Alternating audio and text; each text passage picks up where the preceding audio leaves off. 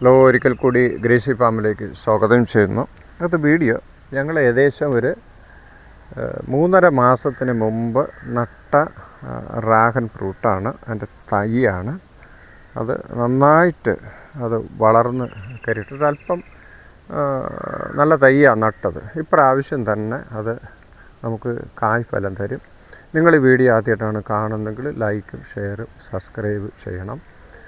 ഇത് നിങ്ങൾക്കത് കാണുമ്പോൾ മനസ്സിലാവും. ഇത് നവംബർ 30 നട്ടതാണ്. ഇത് ഫുള്ള് മലേഷ്യ റെഡാണ് കേട്ടോ.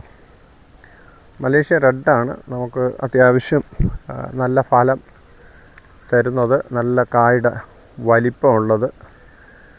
ഇപ്രാവശ്യം നമുക്കിപ്പം ഓൾറെഡി ഇപ്പോഴും പൂവിട്ട് തുടങ്ങി. പ്രത്യേകിച്ച് ഉണ്ട് അതിൻ്റെ മൂട്ടിൽ കുറച്ച് കത്തിരി ഇവിടെ നട്ടിട്ടുണ്ട്. ഈ പ്രാവശ്യം അങ്ങനെ നട്ട് നോക്കിയത് എന്തായിരുന്നാലും കുറച്ച് കിട്ടിയിട്ടുണ്ട്. പക്ഷെ കുരങ്ങന്മാര ശല്യം ഒരുപാടുണ്ട്. ഇത് കണ്ടോ, ഇത് വളർന്നു വരുന്നു, കുറച്ച് ചാഞ്ഞു തുടങ്ങി. കുറച്ചിത് ഈ പ്രാവശ്യം ഇതെല്ലാം നമ്മളിപ്പോൾ പിടിച്ച് കെട്ടിയതാണ്. തണ്ടതോടുകൂടി കെട്ടി ഇതിപ്പോൾ ചാഞ്ഞ് താഴോട്ട് വരുന്ന അനുസരിച്ച് ഇത് താഴ്ന്നുള്ളൂ. താഴ്ന്ന അനുസരിച്ച് ഈ തണ്ടിലെല്ലാം ഇപ്രാവശ്യം നമുക്ക് കായ ഉണ്ടാവും.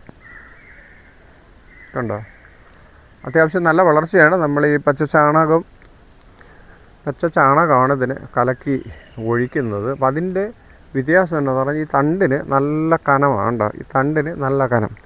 അതേപോലെ നമ്മൾ നട്ട തണ്ടെല്ലാം നല്ല തണ്ടാണ് കേട്ടോ. നല്ല ഫുൾ പവറുള്ളൊരു തണ്ടാണ് നമ്മൾ നട്ടത് തന്നെ. തയ്യ എല്ലാം കാച്ചതിൻ്റെ തയ്യ കണ്ട. ഇങ്ങനെയുള്ള തണ്ട് നമ്മൾ നടുമ്പോൾ നല്ല പവറായിട്ട് അതിൻ്റെ വളർച്ച കയറി വരും. അതാണ് ഈ തണ്ടിൻ്റെ ശരിക്കും പറഞ്ഞുള്ള വ്യത്യാസം. ഇനി വീഡിയോ ഇവിടെ വൈൻഡപ്പ് ചെയ്യും.